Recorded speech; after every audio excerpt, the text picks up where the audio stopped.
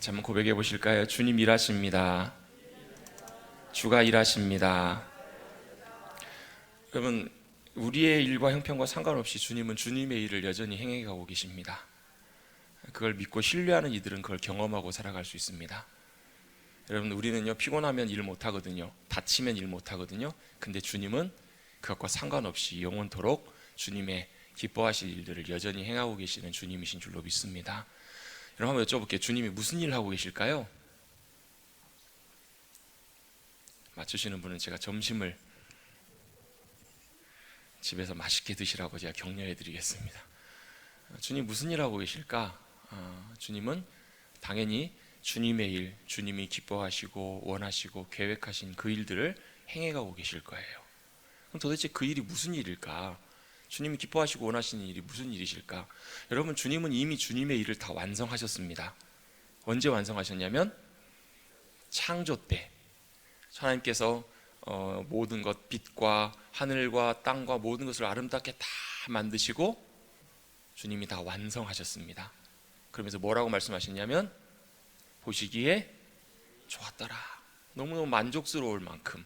여러분, 이렇게 예술 하시는 분들 보면 특별히 뭐 명성이 있으시고 좀 예술적인 어떤 탁월함을 갖고 계신 전문가들이나 이런 분들 보면요, 우리가 보기에는 다 똑같은 것 같은데 그분들의 눈에 볼 때는 다 하나하나가 다 보이시나 봐요. 그래서 언제까지 작품 활동을 하냐면 우리가 볼 때는 다 끝난 것 같은데 그분들이 다 끝나야 끝나잖아요. 그렇죠. 왜 그래요? 그분이 보기에 그분이 자기가 만족스러울 만큼, 자기가 흡족할 만큼 그걸 다 완성해야 자기 이름으로 그게 자기 작품이라고 내놓을 수가 있잖아요. 그래서 도장을 찍고 이건 내가 만든 내 작품이요 라고 얘기할 수 있는 이유는 바로 자신이 볼 때 이제는 만족스럽게 충분하게 자기가 의도하고 만들고자 하는 것을 다 만들었기 때문에 그렇게 자기 작품이라고 내놓을 수 있는 것처럼 하나님께서도 천지를 만드셨을 때 하나님이 완성하시고 흡족해 하시고 마음 기뻐하시면서 모든 것을 다 완벽하게 이루셨기 때문에 안식하신 거예요. 그런데 하나 문제가 뭐냐면 그 안식이 이제 깨어져 버렸잖아요. 누구 때문에? 인간 때문에. 사람이 하나님의 질서를 깨트리면서 자기가 하나님, 그렇잖아요. 여러분 잘 뭐 만들어 놨는데 꼭 누가 애들이 와가지고 막 이렇게 흐트러 놓으면 기분 좋으세요, 안 좋으세요? 그래도 사랑하니까 봐주지만 여러분, 생판 모르는 애가 와가지고 그러고 있으면요 아주 기분 나쁩니다. 아주 화가 나요. 그러면서 뭐라고 해요? 야이, 이렇게 하면서 막 화를 내요. 왜 화를 내요? 자기가 다 만들어 놓고 완성해 놓은 이것들을 다 엉망으로 만들었다라는 거예요. 여러분, 하나님께서 만드신 아름다운 것들을 하나님의 질서대로 그것대로 잘 인간에게 맡겨주셨는데 사람이 그걸 깨트려 버렸거든요. 내 마음대로, 내가 하나님 되고 내가 내 마음대로 그것을 바꿔버린 거예요. 그래서 여러분 지금 사는 세상이 여러분 살기 좋은 세상인가요? 아니면 뭐 살기가 쉽지 않나요? 여러분, 남 밟고 일어나지 않으면요 살아갈 수가 없는 세상이에요. 약육강식의 세상이고요. 여러분, 참 돌아보아도 사실은 어제 내 친구가 편히 내일도 내 친구가 된다는 보장이 없어요. 참 그런 쉽지 않는 세상을 살아가요. 사람들이 참 많은 유토피아를 꿈꿔요. 뭐 사회주의, 공산주의, 자유주의 다 사람들 다 잘 사는 세상을 만들어 보려고 하는데 그게 돼요, 안 돼요? 안 돼요, 여러분. 왜냐하면 사람들마다 다 자기 생각이 다 달라요. 자기 욕심이 있어요. 이기심이 있어요. 자기 관점이 있어요. 다 쉽지 않아요. 저희 집에서 제일 어려운 게 메뉴 고르는 거예요. 저녁에 뭐 먹을래 그러면 입이 다 달라요. 같은 배에서 나온 애들인데도 왜 그렇게 다 다른지 모르겠어요. 누가 하면 양보하면서도 속으로 되게 서운해요. 내가 그거 먹고 싶었는데 그러면서 다음번에 꼭 자기가 먹고 싶은 걸 먹자는 거예요. 여러분, 5명이 모인 한 식구도 여러분 한마음 되기 힘들어요. 그런데 여러분, 하물며 여러분 100여 명이 모이는 우리 머릿돌 교회는 어떨까요? 여러분, 생각이 다 다르고 마음이 다르고 취향이 다 다르고 관점과 기준이 다 달라요. 그런데 원래 하나님께서 만드실 때는 그걸 뭘로 맞추셨냐면 하나님의 관점과 하나님이 기뻐하시는 것으로 원래 다 맞춰주신 거예요. 그래서 여러분, 우리가 하나님의 말씀을 순종하고 성령님이 우리 가운데 역사하시기 시작하시면요 우리 가운데 역사하면 나타나는 증거가 하나 있어요. 그게 바로 뭐냐면 성령님의 하나 되게 하심이 우리 가운데 나타나요. 서로 사랑으로 이해하게 되고 서로 사랑으로 바라보게 되고 자, 제가 하나님이 일하시는 것에 대해서 말씀을 나눴는데요, 주님이 무슨 일을 하시는가? 주님은요, 주님이 기뻐하시는 일들을 이루어 가세요. 다시 하나님께서 무너졌던, 망가졌던 하나님의 아름다운 완성하셨던 그 창조의 세계를 다시 한번 만들어 가시는 거예요. 그걸 뭐라고 하는가? 같이 한번 고백해 보겠습니다. 하나님 나라, 하나님 만드신 하나님의 나라를 다시 회복해 가시는 거예요. 언제처럼? 옛날 에덴처럼, 옛날 하나님께서 보시면서 기뻐하셨던 것처럼. 여러분 한번 여쭤보겠습니다. 여러분, 하나님이 여러분 보실 때 기뻐하실까요? 안 하실까요? 기뻐하실까요? 안 하실까요? 기뻐하세요. 그리고 기뻐하기를 원하세요. 왜요? 여러분, 하나님께서 예수 그리스도의 피값으로 값주고 사신, 정말로 귀한 값으로 사신 예수님의 가치를 얻으신 하나님의 기뻐하시는 귀한 자녀이기 때문에 그래요. 여러분, 잘생겼으나 못생겼으나 잘하나 못하나, 여러분 말 들으나 안 들으나, 말 지지리도 안 듣는 자식들도 내 자식이면 내 자식인 거예요. 사랑하는 것처럼 하나님께서 우리를 그렇게 사주셨기 때문에 기쁨으로 사랑해 주세요. 그런데 또 한 가지 기대가 하나 있으세요. 무슨 기대가 있으시냐면, 원래 하나님 형상 닮아가는 모습으로 우리가 더 귀하게 주님 닮아가는 모습으로 새로워지고 변화되어 가고 회복되어 가기를 주님이 원하세요. 그게 바로 주님이 행하시는 일들이에요. 주님은 다른 것이 아니라 우리의 삶 가운데 주님의 냄새가 나기를 원하세요. 우리의 삶 가운데 주님의 열매가, 주님의 모습이 우리 가운데 나타나기를 원하세요. 여러분, 사람마다 다 냄새가 다 있잖아요. 저는요, 애기 냄새 맡는 걸 그렇게 좋아해요. 애기 냄새 맡으면 왜 그렇게 좋은지 모르겠어요. 근데 그것도 잠깐이에요. 조금 지나고 나면요, 안 씻으면 얼마나 꿀린내가 나는지. 저희 아이 중에 한 명 누구라고 밝히지 못하겠지만, 애는 어렸을 때부터 발냄새가 그렇게 심해가지고요, 꼬랑내가 많이 나요. 아이들이 좀 자라고 나면 좀 있으면 그 좋은 애기 냄새가 사라지기 시작하고, 머리 안 감으면 얼마나 머리에서 쉰내가 나는지 몰라요. 여러분, 그 냄새를 말하는 게 아니잖아요. 사람에게 나는 냄새는, 여러분, 그 냄새가 아니잖아요. 무슨 냄새예요? 사람의 말, 인격, 사람의 성품, 사람의 행동, 사람의 삶을 통해서 나타나는 냄새가 있잖아요. 여러분 어떤 냄새가 나십니까? 그리스도의 향기가 나시길 축복합니다. 근데 저도 잘 안 나요. 저도 그 냄새가 잘 나지 않아요. 여러분, 주님은 우리에게서 그리스도의 냄새가 나기를 원하세요. 또요, 우리에게서 주님의 기뻐하시는 열매들이 맺혀지기를 원하세요.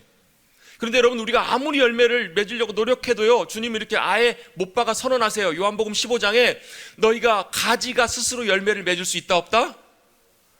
없다라고 말씀하세요. 우리는 가지인데요, 우리가 스스로 열매를 맺을 수가 없어요. 우리는 스스로 열매를 맺을 수 없다라고 말씀하세요. 어떻게 알아? 나무에 잘 붙어 있어야 된대요. 여러분, 우리가 열매 맺는 방법은 주님께 잘 붙어 있는 방법입니다. 여러분, 우리가 향기를 내는 방법은 우리 스스로 아무리 향수 뿌리고 아무리 잘하려고 여러분 좋은 향기 갖다 대도 아무 소용없고요, 우리 안에 주님을 모시고 주님이 우리의 삶을 통해서 나타나시도록 내 삶의 자리를 내어드리고, 주님이 기뻐하시는 말로 내 말을 바꾸고 내 삶이 변화되기 시작할 때 주님의 아름다운 향기가 나타나게 될 줄로 믿습니다. 그게 바로 뭐냐면, 하나님의 나라가 내 삶 가운데 임하기 시작하는 거예요. 그래서 여러분, 제가 자주 종종 나누는 것처럼, 하나님의 나라는 마치 예수님이 씨 뿌리는 비유를 말씀해 주셨던 것처럼 씨가 뿌려져요. 하나님의 말씀이 뿌려질 때는, 주님은 뿌리는 농부는 뭘 기대하면서 뿌려요? 열매를 기대하면서 뿌리잖아요. 씨에서 보면, 씨는 아무것도 아니지만 그걸 뭘 보냐면 그 씨를 통해서 열매를 보잖아요. 마찬가지로 주님께서도 하나님의 말씀을 뿌리실 때는 뭘 보세요? 열매가 뭐예요? 무슨 비유를 지금 하고 계시는 거예요? 예수님이 천국 비유, 하나님 나라의 비유를 말씀하시잖아요. 자, 하나님의 나라는 천국은 이런 것이다. 씨가 떨어져서 어떻게 해요?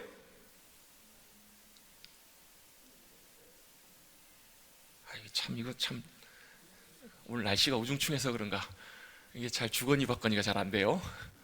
자, 씨가 떨어져서 주님이 말씀을 떨어뜨리셔서 뭘 하기를 원하시냐면 열매가 맺는데, 그 열매가 뭐냐면 하나님 나라의 열매예요. 그래서 그 씨가 어디에 떨어져야 돼요? 길가에 떨어져요? 돌짝밭에 떨어져요? 가시덤불에 떨어져요? 아니요. 어디에 떨어져요? 옥토밭에 떨어져야 잘 자라고 열매를 맺는다라고 주님 말씀하시잖아요. 그 옥토밭이 어디냐면 바로 우리의 마음밭이잖아요. 여러분, 제일 중요한 게 우리의 겉으로 드러나는 모습보다도 우리의 속사람, 우리의 영혼, 이거 여러분 별로 티는 안 나요. 이게 좋아지는지 안 좋아지는지 이게 별로 티가 안 나요, 여러분. 그런데요, 이게 변화되기 시작하고 바뀌어지기 시작하면 이게 좋은 밭으로 마치 아름다운 정원처럼 잘 가꾸어지면 거기 아름다운 꽃이 피고 열매가 맺힐 줄로 믿습니다. 저 여러분의 삶 가운데 예수 그리스도의 아름다운 꽃의 향기가, 또 아름다운 주님의 열매가 풍성하게 맺혀지시기를 주님의 이름으로 다시 한번 축복합니다. 그래서 뭐 하자고요? 우리의 속사람과 우리의 영혼을 주님 기뻐하시는 모습으로 잘 기경하자고요. 잘 꾸미자고요. 가꾸자고요. 뭘로요? 하나님의 말씀을 가까이 하고 기도로 주님을 찾고 구하고.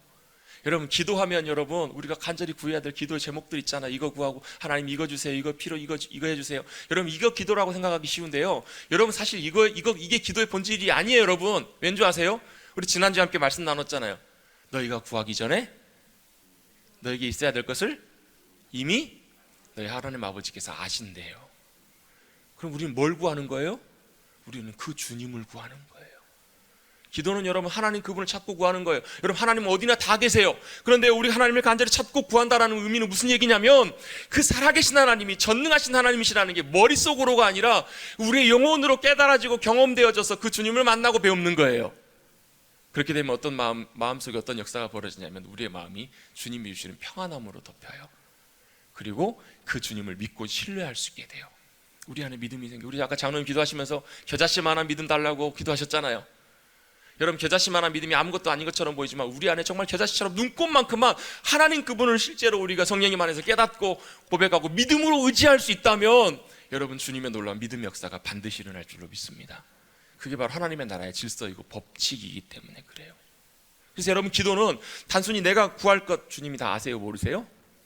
아세요. 그럼 우리는 뭘 구하는 거예요? 구하라 주실 것이요, 찾으라 찾을 것이요, 두드리라 열릴 것이라. 여러분, 뭘 구하고 뭘 찾고 뭘 두드리세요?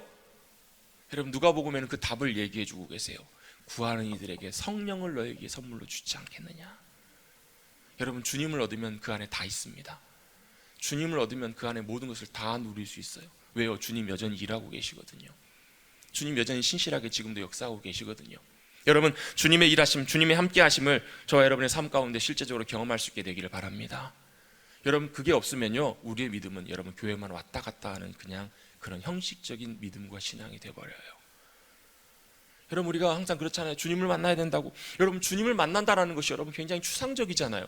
여러분, 실제로 주님 만난다라는 것은요, 주님 살아계신다라는 것, 함께하고 계신다라는 것, 여러분 깨닫고 고백하는 것도 주님을 만날 때 가능한 일이기도 해요. 근데 더 구체적으로 가장 직접적이고 가장 정확한 건 뭐냐면 하나님의 말씀하심이 내 영혼 가운데 분명하게 깨달아지고 들려지는 거예요. 그것이 정확하게 깨달아지고, 그게 그런 의미구나. 내 영혼이 알게 되고 반응하게 돼요. 그래서 어떻게 해요? 그걸 믿고 신뢰할 수 있게 돼요. 그렇구나. 저 말씀을 따라갈 수 있구나. 따라가도 되겠구나. 그걸 내가 여러분 믿음 가운데 결단하게 되는 것. 그래서 여러분 그 말씀을 깨달아질 때 여러분 말씀이신 그 주님을 배울 줄로 믿습니다. 여러분, 그것이 내 삶에 실제적으로 구체적으로 경험되어져야 내 신앙과 믿음이 여러분 진짜로 실제적인 믿음이 돼요. 저는 모태신앙인데요. 저는 교회를 오래 다녔는데요. 그런데 여러분, 이 믿음의 경험들이, 주님을 만나는 경험들이 없으면 여러분 우리의 믿음은 절대로, 여러분 모습은 됩니다. 모양은 돼요. 봉사하고 기도하고 이게 다 돼요. 근데 우리의 영혼은 주님 앞에 더 온전하게 가까이 나갈 수가 없어요. 더 진짜 참신앙으로 나가시는 저와 여러분 되시기를 주님의 이름으로 축복합니다. 그래서 여러분, 지난주에 우리의 기도에 대해서 주님의 가르치심을 함께 나누면서 기도는 두 가지를 주님이 경계하라고 말씀하셨어요. 첫 번째는 뭐예요? 기도는 사람에게 보이려고 하지 말라는 거예요. 그리고 은밀한 중에 보시는 주님이 듣고 계신다라는 것을 믿고 그 골방으로 나아가라라는 거예요. 여러분, 골방으로 나아가시길 축복합니다. 그 말은 여러분 진짜 골방에만 들어가 있어서 기도하라는 말씀이 아니에요. 지금 내가 주님 앞에 독대해서 주님 앞에 기도하는 거예요. 내가 앞에서 대표 기도를 하든 아니면 내가 어떤 기도를 하든 지금 내가 온 우주 만물 가운데 나와 주님만 홀로 앉아서 골방에서 은밀한 중에 내 모든 기도와 간구와 상황을 다 들으시고 내 마음을 아시는 그 주님과 함께 한다라고 여러분 믿음으로 고백하시고 기도하고 나가시길 바랍니다. 두 번째로 주님이 경계하라고 하신 건 뭐예요? 잘 모르시면 컨닝하십시오. 바로 윗절입니다. 이방인들이 하는 것처럼 하지 말라는 거예요. 이방인들은 어떻게 기도한다고요? 말을 많이 하여야 들으실 줄로 사람들은 안다라는 거예요. 이 말은 무슨 얘기냐면요, 기도를 단순히 짧게 하라 이 말이 아니에요. 뭐예요? 이방인들은 많이 쌓아야, 많이 기도해야, 정성이 도달해야 기도가 응답받을 거라고 생각을 해요. 근데요, 기도는 어떻게 하는 거예요? 내 모든 필요를 아시는 주님께 믿음으로 나아가는 거예요. 그 주님을 신뢰하고 나아가는 거예요. 아까 우리 찬양의 가사의 고백이 맨 마지막에 뭐예요? 주가 일하시네. 어떤 이들에게 일하시냐면 신뢰하며 걷는 이들에게. 여러분, 주님 여전히 일하시고 우리의 모든 상황과 필요를 나보다 더 잘 아시고 여호와 이레로 준비하고 계시고 인도하시는 주님이심을 믿을 수 있게 되기를 축복합니다. 이게 여러분 지금 아멘만 하는 게 아니라 실제 우리의 삶에서 믿어지면 여러분 얼마나 큰 놀라운 기도의 역사와 놀라운 믿음의 역사들을 경험하게 될지 몰라요. 여러분 주님께서는 그렇게 기도에 대해서 경계하라고 말씀하시면서 그리고 나서 그 다음에 바로 오늘 9절 말씀부터 주님께서 이렇게 이어서 말씀하십니다. 뭐라고 말씀하시는가? 너희는 이렇게 기도하라. 같이 한번 해보겠습니다. 너희는 이렇게 기도하라. 어떻게 기도하라고 주님 말씀하시는가? 여러분 이 예수님의 말씀의 의미는 이런 뜻입니다. 이 예수님께서 가르쳐 주신 기도가 우리가 기도해야 될 기도의 내용들 또 기도의 방법들 이런 것들에 대한 뼈대가 된다라는 말씀이에요. 그래서 이 말씀을 이걸 마치 이 예수님께서 가르쳐 주신 이 주기도문을 마치 주문 외우듯이 그냥 그렇게 외우라는 의미라기보다도 이 예수님께서 가르쳐 주신 기도의 의미와 이 내용들을 가지고 뭐 하라는 말씀이냐면 이 기도의 의미를 확장시켜서 우리의 삶에 여러분 오해하지 마십시오. 병 낫기로 해서 기도하지 말라고 말씀드리는 것이 아니에요. 여러분 아파요. 병 낫기로 해서 당연히 기도해야 해요. 그런데 이 기도를 단순히 그냥 고쳐주세요, 이거 해결해주세요, 들어주세요가 아니라 이 주님이 가르쳐주신 기도와 같이 연결해서 기도하면 훨씬 우리에게 기도가 유익하다라는 거예요. 제가 작년에 한 2달 정도 이 주님이 가르쳐주신 기도에 대해서 기도를 나누면서 한 2달 정도 나눈 적이 있어요. 다 기억하시죠? 왜 웃으신지 저 잘 알아요. 몰라요. 다 잊어버리셔서 상관없어요. 기도하시는 게 중요해요. 그리고 잊어버리셨으면 다시 들으시면 돼요. 여러분 물론 꼭 이렇게 안 하셔도 돼요. 제가 기도에 대해서 간단하게 좀 설명드리면서 이렇게도 설명드린 적이 있어요. 어떻게 기도하시라고요? 하나님 아버지 감사합니다. 용서해 주세요. 도와주세요. 예수님 이름으로 기도합니다. 아멘. 물론 이거 말고도 여러분 기도에 대해서 우리가 도움을 받을 수 있는 기도의 많은 방법들이 있어요. 근데 이렇게 하시든 저렇게 하시든 상관없이 예수님이 가르쳐 주신 주님의 기도의 의미와 내용들을 우리가 늘 항상 기도할 때마다 잘 돌아보고 기억하고 잘 점검하는 것들이 필요하다라는 거예요. 자, 주님의 기도를 한마디로 딱 정리해보면, 한마디로 딱 줄여보면 뭐라고 할 수 있을까? 같이 한번 고백해 보겠습니다. 하나님 나라의 기도. 네, 주님의 기도, 주기도문을 딱 한마디로 줄여보면요, 하나님 나라의 기도라고 정리할 수 있어요. 하나님 나라의 기도입니다. 하나님의 나라의 기도를 하는데, 오늘은 여러분 이 말씀들을 하나하나 다 살펴보지는 않을 거고요, 대충 한 3가지 정도로 좀 정리를 해서 주님의 기도의 내용들과 의미들, 또 특별히 우리가 이 말씀들을 통해서 어떻게 우리의 기도에 적용해야 되는지를 한번 잠깐 나눠보려고 합니다. 첫 번째는 어디를 나눌 거냐면, 첫 번째 9절부터 10절 너희는 이렇게 기도하라, 그 다음에 기도의 내용들인데요. 한번 잠깐 다시 한번 읽어볼까요? 하늘에 계신 우리 아버지여, 이름이 거룩히 여김을 받으시오며 나라가 임하시오며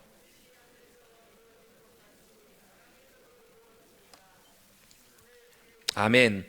자, 거기까지 기도의 내용을 가지고요, 우리가 뭘 할 수 있냐면, 주님께서 우리에게 가르쳐 주신 기도는 한마디로 이제 이건 제 표현입니다. 뭐냐면 엎드리는 거예요.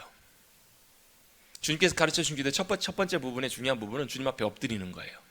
자, 물론 이제 하나하나 다 설명 잠깐 간단하게 또 드릴 수 있는 부분은 드리면 좋겠는데요. 하늘에 계신, 자, 하늘이 어디예요? 하늘이 어딘가요? 저기.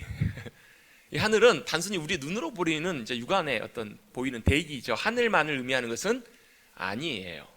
자, 로켓가 개발이 되고 우주여행이 시작되면서 우주인들이 이제 우주로 나가기 시작했어요. 하늘, 우리가 눈으로 보이는 하늘을 뚫고 가보니까, 달나라도 가보니까 거기 하나님 계세요, 안 계세요? 하나님 계세요, 안 계세요? 하나님 안 계시네. 하늘에 계신 하나님이라며. 하나님이? 그래서 없다라고 생각하는 사람들이 있었다라는 거예요. 하늘 위에 가봤더니 하나님 안 계시구만. 여러분, 이런 의미를 말하는 것이 아니잖아요. 여기서 말하는 하늘은 이 땅에서의 우리의 삶, 모든 피조물을 초월해서 모든 것을 뛰어넘어서 우리의 차원을 뛰어넘는 차원에 계시는 분, 그분이 바로 하늘의 하나님이시라는 거예요. 여러분, 옛날에 유대인들은요, 이스라엘 백성들은 참 좀 곤란한 상황들이 있었다는 거예요. 뭐가 곤란했냐면, 다른 나라, 다른 사람들, 다른 문화와 종교를 믿는 사람들과 신에 대한 얘기를 할 때는 참 이들이 곤란하고 난처했다라고 해요. 왜요? 다른 나라, 다른 신들은 예를 들면 바알 신이다 그러면, 자, 우리가 믿는 신이다 그러면서 바알 신을 보여줄 수 있어요. 불상이다, 절이다 그러면 불상을 보여줄 수 있어요. 우리가 믿는 신이다 그러면 조각상이나 이런 것들을 만들어서 이거 우리가 믿는 신이야 라고 얘기할 수 있었어요. 근데 하나님은 뭐 못하게 하세요?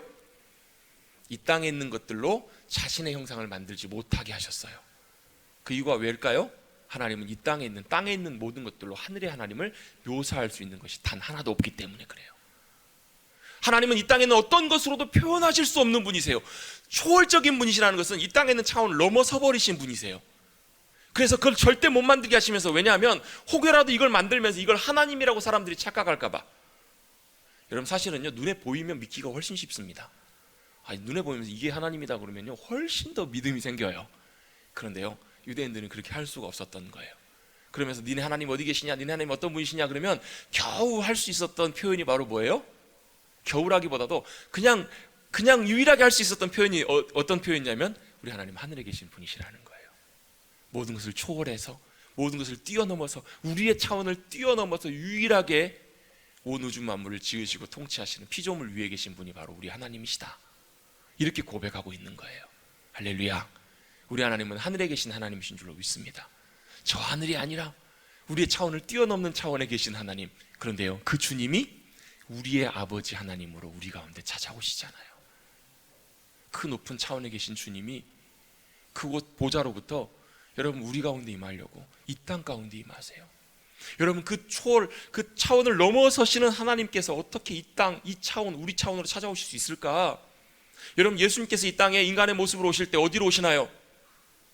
베들레헴, 말구유, 마국간, 말구유로 오세요. 여러분, 말 키워보시고 소 키워보신 분들 아시겠지만, 그 구유라고 하는 것이 말밥통, 소밥통이, 소 요물통이 여러분 깨끗하죠? 여러분, 얼마나 지저분하고 냄새가 많이 나요. 근데 왜 예수님이 그곳에 오셨어야만 했을까? 그 말구유보다 더 추하고 냄새나고 더러운 곳, 우리 심령, 우리 마음, 그곳까지도 주님 찾아오시기 위해서 거기에 오신 거예요. 여러분, 저와 여러분이 겉모습 볼 때는 멀쩡해 보여요. 여러분, 저 보면 그냥 중간 이상은 괜찮아 보이시죠? 자, 이런 얘기 할 때마다 속으로는 얼마나 민망한 줄 아세요, 여러분? 겉으로 볼 때는 그냥 해야죠. 근데 여러분, 속을 들여다보면요, 저나 여러분이나 여러분 한꺼풀 거치고 속으로 들여다보고 보면 여러분 다 똑같아요. 얼마나 냄새나고 추하고 더러운지. 여러분, 근데 그 주님이 그곳 가운데서 찾아오시기 위해서 가장 낮은 곳, 말밥통, 말구유까지 내려와 주신 줄로 믿습니다. 그분이 바로 우리 하나님 아버지이세요. 여러분, 하늘에 계신 아버지, 하늘에 계신 우리 아버지, 여러분 이 고백만 할 수 있어도 충분한 줄로 믿습니다. 하늘에 계시는 그 초월적인 하나님이, 그 위대하신 하나님이 누구의 하나님이라고요? 우리의 아버지시라는 거예요. 여러분, 그것으로 충분하지 않을까요, 여러분? 그 하나님 아버지가 우리의 하나님 되신다는 것, 여러분 그것만 고백할 수 있어도 더 이상 부족할 것이 없어요. 여러분, 그 하나님이 우리의 아버지가 되어주시고, 그 하나님 아버지가 우리가 부르면 반응하시는, 또 우리와 찾아와 주시면 함께 하시는 그분이심을 여러분 믿음으로 고백할 수 있다면 여러분 그것으로 충분한 줄로 믿습니다. 여러분의 아버지가 누구십니까? 여러분의 아버지는 하늘에 계시는 그 위대하신 주님, 그 놀라우신 하나님 아버지가 우리의 아버지가 되어주신 줄로 믿습니다. 그래서 그 주님의 이름이 거룩히 여김을 받기를 원합니다. 누구를 통해서요? 우리를 통해서. 우리를 통해서. 여러분, 그렇잖아요. 그 아버지의 이름이 그 아들의 모습을 통해서 나타나잖아요. 그 아들이 가면서 누구 아들이야? 누구 아들이야? 여러분, 지금은 좀 덜하지만 옛날에는요, 성경시대에 보면 누군가의 이름을 부를 때 꼭 뭘 붙였냐면 앞에 누구의 아들 누구 이렇게 붙였어요. 왜냐하면 단순히 그 이름뿐만 아니라 옛날에는 예를 들면 아버지가 목수면 아들도 목수예요. 아버지가 대장장이면 아들도 대장장이에요. 그래서 그 아버지를 보려면 그 아들이 뭘 하는 걸 보면 그 아버지가 뭘 했는지를 알 수 있어요. 그 아버지가 어떤 사람이었는가를 보면 그 아들이 어떤 존재인지를 어느 정도 알 수 있어요. 그 말은 뭐냐면 아버지와 아들은 하나라는 거예요. 예수님께서도 아버지와 나는 하나다, 그리고 나는 아무것도 할 수 없다, 아버지께서 행하시는 그 일을 한다라는 말씀의 의미 안에는 뭐냐면 아버지와 아들이 연결되어 있는 거예요. 그렇다면 여러분, 우리가 하나님을 아버지라고 부른다면 우리도 하나님과 연결되어 있잖아요. 그래서 우리의 삶을 통해서 하나님의 거룩하심이 드러나는 것이 바로 이름이 거룩히 여김을 받기를 원합니다라는 의미의 뜻이라고요. 그리고 또 나라가 임하시며, 여러분 나라가 임한다는 말은 하나님의 나라가 임한다는 말이잖아요. 여러분, 하나님의 나라가 임한다는 말은 통치, 다스리심이 함께 하신다는 말이에요. 여러분, 그렇잖아요. 여전히 지금도 여러분 우리는 많은 것에 끌려가요. 여러분, 염려, 걱정거리가 생기면요 얼마나 그것이 나를 끌고 가는지 몰라요. 저도요, 지난주에 참 걱정할 거리가 하나 생겼었어요. 아시는 분 아시겠지만 걱정거리가 생기니까요, 밤에 잠을 잘 수가 없어요. 밥을 못 먹겠어요. 와, 그거 크더라고요. 그게요. 여러분, 나를 끌고 가는 것이 있어요. 근데요, 거기서 여러분 나라가 임한다라는 말은 무슨 고백이냐면, 그때 나를 끌고 가는 것이 이제는 그 문제가 아니라, 그것이 나를 끌고 가는 것이 아니고 이제는 주님이 나를 이끌어 주신다라고 고백하는 것이 나라가 임하시오며라의 고백이에요. 나라가 임한다는 말은 그거예요. 이제는 나를 끌고 가는 대상이 바뀌는 거예요. 나를 끌고 가요. 누가 끌고 가요? 나의 목자가 되시는 주님이 양인 나를 이끌고 가주시는 거예요. 여러분, 질질 끌고 가요? 여러분, 목자가 양을 어떻게 끌고 가요? 물론 사랑이 없는 목자는 말 안 들으면 막 다리 몽둥이가 부러질 만큼 양을 때릴 수도 있겠죠. 근데 여러분, 진짜 사랑하는 목자는요, 양을 끌고 갈 때 어떻게 해요? 막대기로 툭툭 쳐요. 잘못 가면. 야야, 그 길 아니야. 이쪽으로 돌아와. 혹여라도 목자가 잠깐 놓친 사이에 양 한 마리 잃어버리면요, 다 놔두고 찾아갈 만큼. 그게 여러분 목자의 인도하심 아닌가요? 여러분, 우리가 길을 잃고 방황할 때도 여러분 찾아내시는 분이 목자세요. 여러분, 우리가 걸을 수 없이 여러분 넘어져 자빠져 있을 때는요, 안고 가시는 분이 우리의 목자 아니신가요? 나라가 임하시오며, 여러분, 저와 여러분의 삶에 하나님의 나라가 임하기를 축복합니다. 통치가 바뀌는 거예요. 나를 끌고 가는 나의 주관자가 바뀌는 거예요. 또 여러분, 나라가 임한다는 의미 안에는요, 구원이 임한다는 의미도 그 안에 있어요. 우리의 영혼의 구원뿐만 아니라 이 구원이라는 의미는 굉장히 넓어요. 범위가. 물에 빠진 사람 건져주는 것도 구원이에요. 또 뭐에 빠진 사람? 염려와 걱정과 근심에 빠져서 헤어나오지 못한 사람 건져주시는 것도 구원이에요. 여러분, 질병에, 고통에, 아픔에 고통당하고 있는 사람 낫게 되는 것, 자유케 되는 것도 구원이에요. 여러분, 손가락 하나만 여러분 삐거나 다쳐보세요. 제가 발목 지금 다친 지가 한 달 반이 돼가고 무릎이 아픈 지가 2달이 다 돼가는데요, 걸을 때마다 신경 쓰여요. 많이 나았어요. 이제 괜찮아졌는데, 지금은 이제 보호대 안에도 다닐 만큼 괜찮은데, 여러분, 손톱 하나만 까져가지고요, 여기서 피나고 여러분 골마 보세요. 하루 종일 무슨 생각 나요? 이거 생각밖에 안 나요. 왜요? 여기에 내가 매어져 가는 거예요. 근데 이곳으로부터 구원받는 것은 고쳐지고 치유되는 거예요. 여러분, 주님의 나라가 임할 때 주님의 구원이 임할 줄로 믿습니다. 우리의 영혼의 구원뿐만 아니라, 여러분, 그 돈에 아마 시달려 보신 분들 알 거예요. 빚에 시달려 보신 분들은요, 정말 괴로워요. 근데 주님의 나라가 임하면 주님께서 우리에게 그 가운데 자유함을 주세요. 그게 바로 구원의 의미입니다. 나라가 임한다라는 것은 바로 주님의 구원이 우리 가운데 임한다라는 거예요. 주님의 통치와 구원이 임하는 하나님의 나라를 누리시는 주님의 귀한 백성들 되시기를 다시 한번 주님의 이름으로 축복합니다. 그리고 나라가 임하시오며 뜻이 하늘에서 이룬 것처럼 땅에서도 이루어지기를 원합니다. 이 말씀의 의미는 무슨 얘기냐면요, 뜻이, 내 뜻이 있어요. 땅의 뜻이 있어요. 내 뜻이 있는데 내 뜻보다 하늘의 뜻이, 하나님의 뜻이 더 선하시고 좋으시고 옳으시다라는 것을 인정하고 고백하는 거예요. 뭐라고요?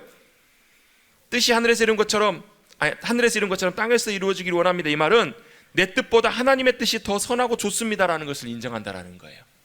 같이 한번 고백하겠습니다. 내 뜻보다, 내 바램보다 하나님의 뜻이 더 선하고 좋습니다.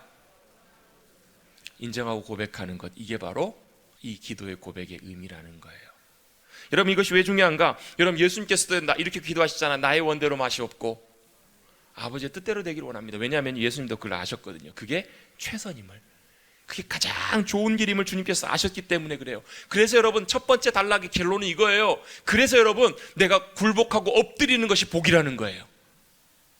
여러분, 내가 그 앞에서 주님 앞에 엎드리는 것, 굴복하는 것, 겸손하게 엎드리는 것이 바로 복이고, 내가 엎드리고 굴복하는 것이 최선이라는 거예요.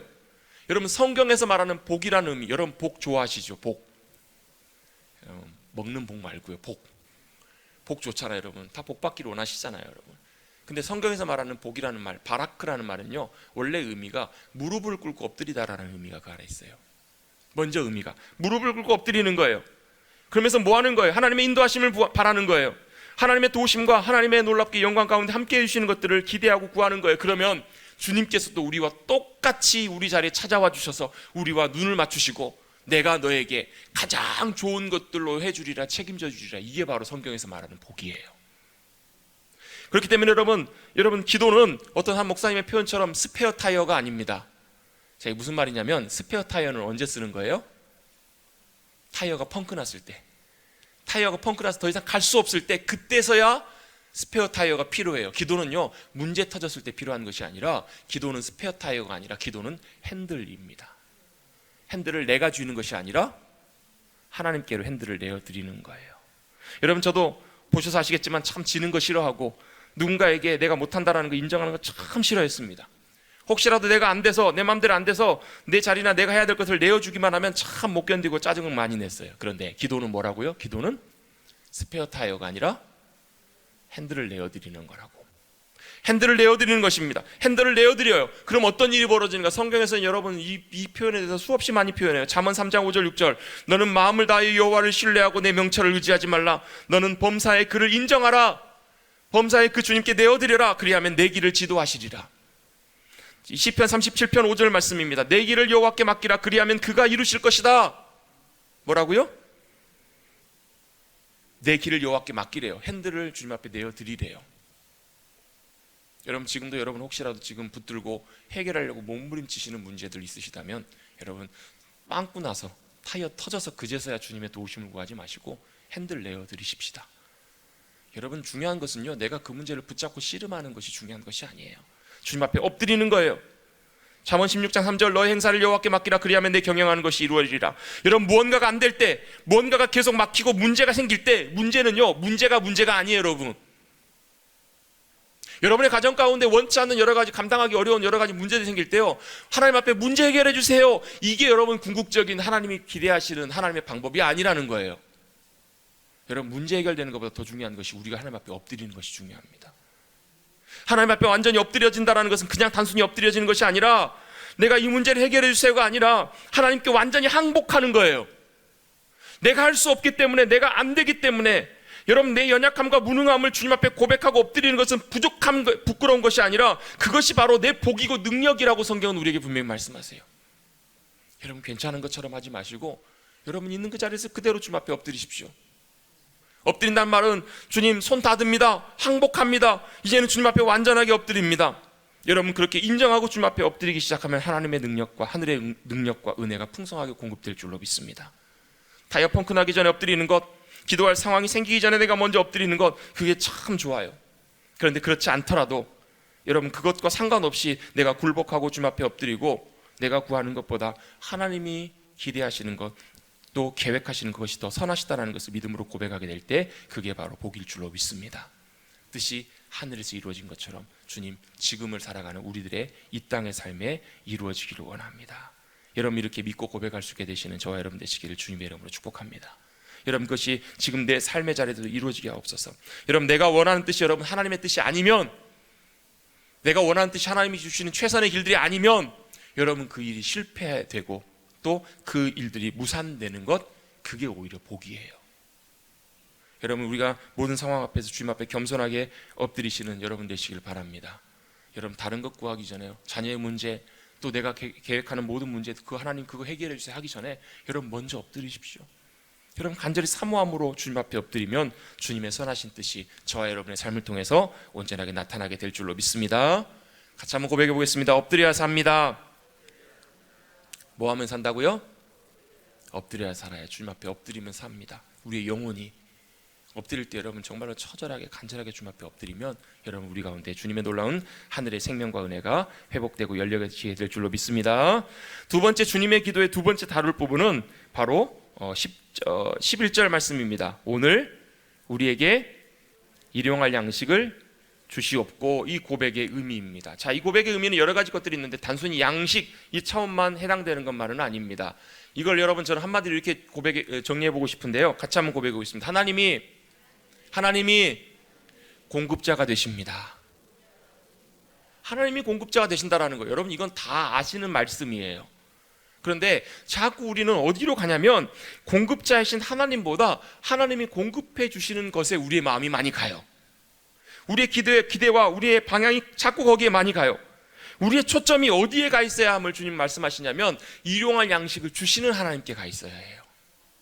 바로 일용할 양식, 우리의 필요, 거기에 가 있는 것보다, 왜 그렇게 기도해야 하냐면 우리의 모든 있어야 될 것을 누가 하신다고요? 하나님 아버지께서 이미 다 아시기 때문에 그래요. 우리가 구하는 것, 우리가 필요하다고 생각하는 모든 것들은 주님이 다 아신다고 말씀하세요. 그런데 여러분 이런 생각을 할 수가 있어요. 이런 고민 혹시 해보신 적 없으세요? 하나님이 부자이고 다 가지신 분이시고 천하의 통치자시고 다 하실 수 있는 분이신데 왜 나는 안 주시냐는 거예요. 이런 생각 안 해보셨어요? 아니 왜 하나님 그렇게 부자신데 왜 나는 안 주시고 이렇게 나는 풍요롭게 안 주시냐는 거예요. 왜 나는 안 도와주시는가? 여러분 이 일 때문에 하나님 앞에 기도하면서도 여러분 어떤 분들은요 영적인 상처 받으신 분들도 계세요. 정말로 필요할 때 하나님 이거 정말 도와주셔야 돼요. 하나님 이 문제 해결돼야 돼요. 근데 아무런 하나님의 사인과 도우심과 공급하심이 없어서 사업이 부도가 나거나 어려움을 겪거나 그래서 마음에 어떤 마음이 드냐면 하나님 기도해도 안 도와주시나 보다. 하나님 어떤 사람만 사랑해 주시나 보다. 안 되나 보다. 이런 우리의 마음속에 그런 불신과 하나님을 향한 닫혀진 마음이 있는 분들이 생각보다 굉장히 많아요. 여러분 하나님께서는 왜 그렇게 하시는가? 하나님께서 다 주시면 얼마나 좋겠어요. 부족함 없이 넘치도록 다 주시면 좋겠지만요, 여러분 하나님께서 우리에게 풍성하게 다 주시면 우리 어떻게 반응하는 줄 아세요? 처음엔 하나님 아버지 감사합니다, 너무 감사합니다, 하나님 할렐루야 그렇게 가요. 근데 그 며칠 못 가요. 진짜 며칠 못 가요. 그리고 어떻게 가는 줄 아세요? 조금씩 우리의 마음이 중심이 어디로 가냐면요, 우리에게 있는 풍요로움으로 마음이 가요. 주시기 전까지는 하나님 아버지 도와주세요, 하나님 내 공급자시잖아요, 하나님 채워주셔야 돼요, 주님밖에 의지할 분이 없어요, 간절히 기도하고 구해요. 근데 하나님 딱 채워주시고 넉넉하게 주시면요, 넉넉하게 주시면 어떻게 되냐, 우리의 마음이 중심이 간절함으로부터 금방 떠나요. 진짜 그래요. 그래서 하나님이 제일 우려하시는 게 바로 뭐냐면 하나님을 그 물질을 하나님으로 삼아버려요. 하나님보다 그 물질을 더 신뢰하고 의지해요. 그래서 하나님께서 우리에게 하나님이 공급자이시다라는 것을 훈련시키고 배우게 하시기 위해서 어떻게 하시냐면 딱 그만큼만 주세요. 딱 진짜 그만큼만 주세요. 얼마나 철저하게 하나님께서 이렇게 하는지. 그러면서 실제로 정말로 매 순간 매일매일 하나님이 내 공급자십니다, 하나님의 공급하심이 없이는, 하나님의 도우심과 만나가 없이는 살아갈 수 없습니다 라고 그렇게 철저하게 우리의 삶을 다루어 가실 때가 있어요. 광야에서처럼. 저도 그런 과정을 하나님께서 지나게 하신 적이 있는데요, 저희 둘째가 뱃속에 있을 때 막 태어날 때, 그때가 좀 그런 시기였었거든요. 물론 그 이후로도 뭐 그런 일들이 많이 있었지만 그때 저희 집의 공식적인 수입이 저희 아내의 수입 40여만 원이 전부였었습니다. 근데 그때 저희 집 월세가 55만 원이었어요. 참 잘 살았겠죠? 여러분 매 순간순간마다 한 달 한 달마다 순간순간마다 여러분 진짜로 하나님의 도우심과 공급하시는 없이는 살아갈 수 없는 시간들을 하나님께서 보내게 하시더라고요. 근데 진짜 놀라운 게 비단지게 하시고 안 굶게 하시더라고요. 근데 이왕 주실 거면 좀 넉넉하게 주시면 얼마나 좋아요. 진짜로 딱 그만큼만 주세요. 굶어 죽지 않게만 주세요. 딱 빚 안 질 만큼만 딱 주시더라는 거예요. 그게 뭐예요? 하나님이요 째째하신 분이 아니시라는 거예요. 다 주실 수 있는 분이시지만 뭘 주님께서는 붙들기를 원하시냐면 매 순간순간마다, 하루하루 순간순간마다 우리의 모든 필요를 아시는 주님을 정말 하나님이 내 공급자가 되십니다, 이걸 배우고 고백하게 하기를 주님이 원하시기 때문에 그래요. 이게 왜 중요하냐면 이게 안 돼 있으면 내가 열심히 일해서 버는 돈은 내 돈이 됩니다. 진짜로 그래요. 내 재산이 하나님이 주신 거예요, 내 것이에요?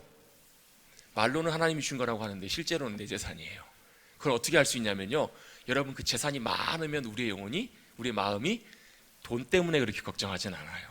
마음이 여유로워져요. 여러분 이 말을 오해하지 마십시오. 열심히 일하지 말라는 것도 아니고요, 여러분 성실하게 하나님의 방법으로 최선을 다해서 수고하시고 땀 흘리십시오. 그리고 여러분의 자산과 여러분이 하나님께 주신 것들을 지혜롭게 잘 관리하십시오.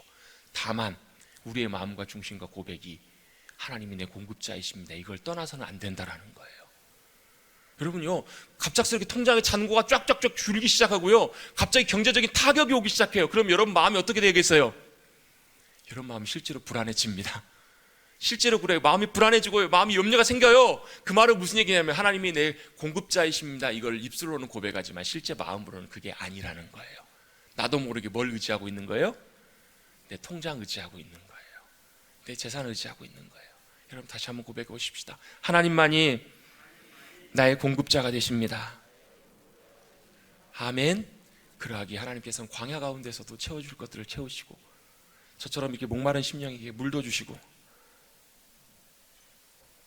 오병의 기적을 통해서 하나님의 방법으로 굶주린 영혼들의 영혼과 육신의 필요를 채워주시는 하나님 뿐만 아니라 우리의 살아가는 모든 수고, 우리의 물질, 돈 문제, 모든 것 하나하나까지도 주님께서 가장 적절하게, 가장 귀하게 채워주시는 바로 하나님이 우리의 공급자이심을 놀랍게 믿음으로 고백하시고 경험하시기를 주님의 이름으로 축복합니다.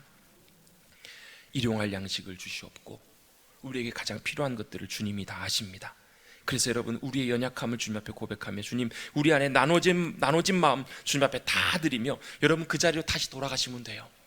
여러분, 그런 마음 생각들이 들 때마다 다시금 돌아가시면 어디로요? 하나님만이 내 공급자가 되신다고, 다른 것 의지하지 않게 해달라고 여러분 믿음으로 고백하시면 하나님께서 솔로몬에게 주셨던 놀라운 풍요로움보다, 하나님께서 귀하게 다윗에게 주셨던 그 풍성함보다 더 귀한 것들로 채우시고 함께해 주실 줄로 믿습니다.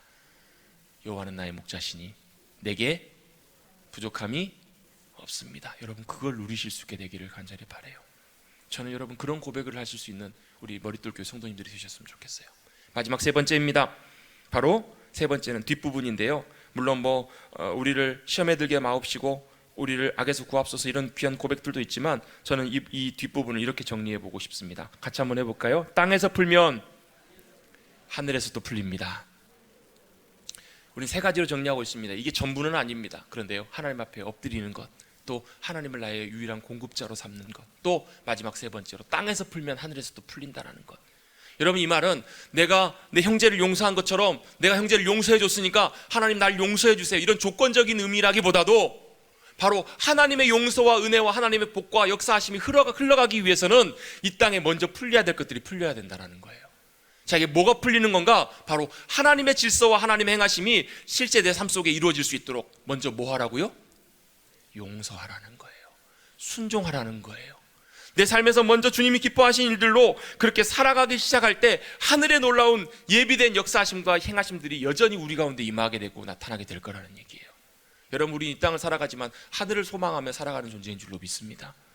여러분, 우리 이 땅을 살아가고 있지만 실제로는 하늘을 소망하며 살아가요. 그래서 여러분, 하늘에 풀려지는 것과 하늘의 역사하심들이 이 땅에 나타나는 것이 얼마나 우리에게 필요한지 몰라요. 그것을 위해서 뭐 하라고요?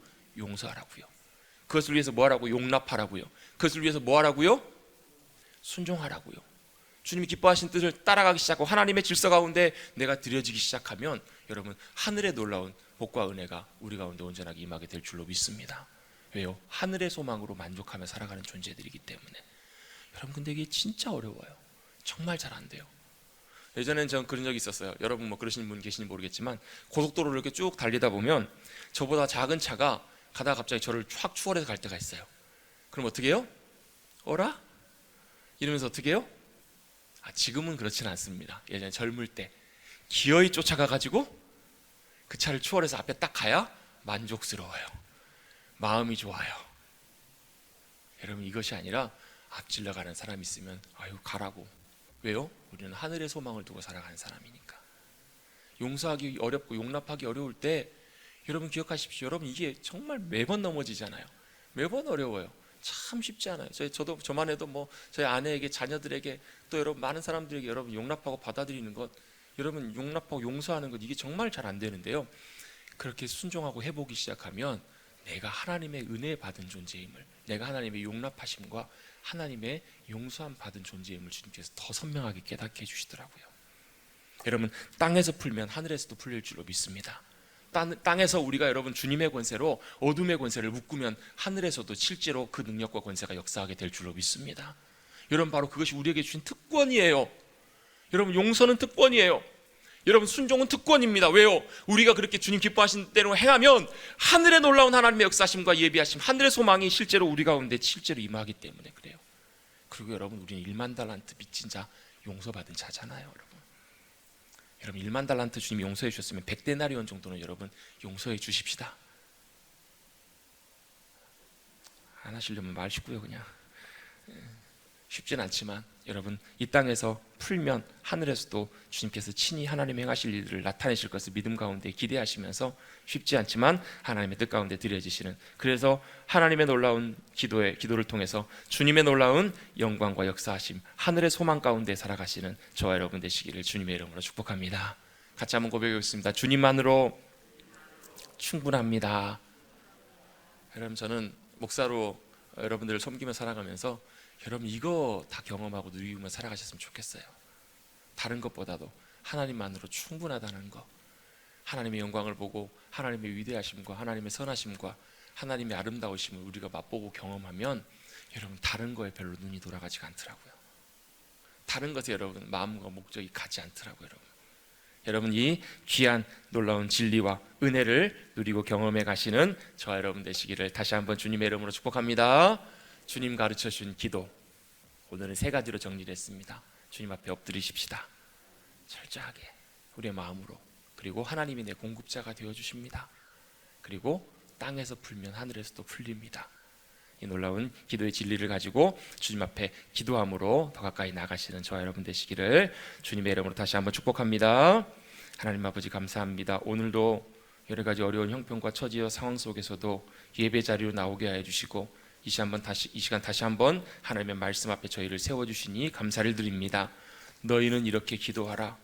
우리 주님 가르쳐 주신 기도 너무나 잘 알고 있지만 이 기도가 우리의 삶이 되길 원하오니 주님께서 은혜를 더하여 주셔서 정말로 우리의 영혼에 주님 앞에 엎드려야 되는 간절함과 사모함을 주시고 우리가 타이어 펑크 났을 때 주님 찾고 구하는 것이 아니라 기꺼이 주님 앞에 굴복하며 엎드려서 내 문제와 상황 단순히 거기에 급급한 것이 아니라 주님 온전하게 주님 앞에 엎드려야만 하겠습니다. 주님 온전하게 주님의 도우심과 은혜만 구해야만 하겠습니다. 주님 오시옵소서 간절히 주님을 사모하고 찾고 구하는 귀한 주님의 백성들 될 수 있도록 주님 축복하여 주시옵소서. 그 간절함과 사모함으로 주님 앞에 나아가 주님이 내 공급자이심을 믿음으로 아뢰며 고백하며 신실하게 믿음으로 주님 붙잡게 하시고 무엇보다도 땅에서 풀면 하늘에서도 풀리는 것처럼 용서해야 될 것, 용납해야 될 것 용납하게 하시고 또 기꺼이 주님 기뻐하신 뜻을 순종하며 따라 나가서 하늘에서 놀라운 주님의 역사하심, 기뻐하시며 즐거워하신 일들을 맛보며 누리는 주님의 귀한 백성들 되게 하여 주시옵소서. 감사드리며 이 모든 말씀 거룩하신 예수님의 이름으로 간절히 기도드리옵나이다. 아멘.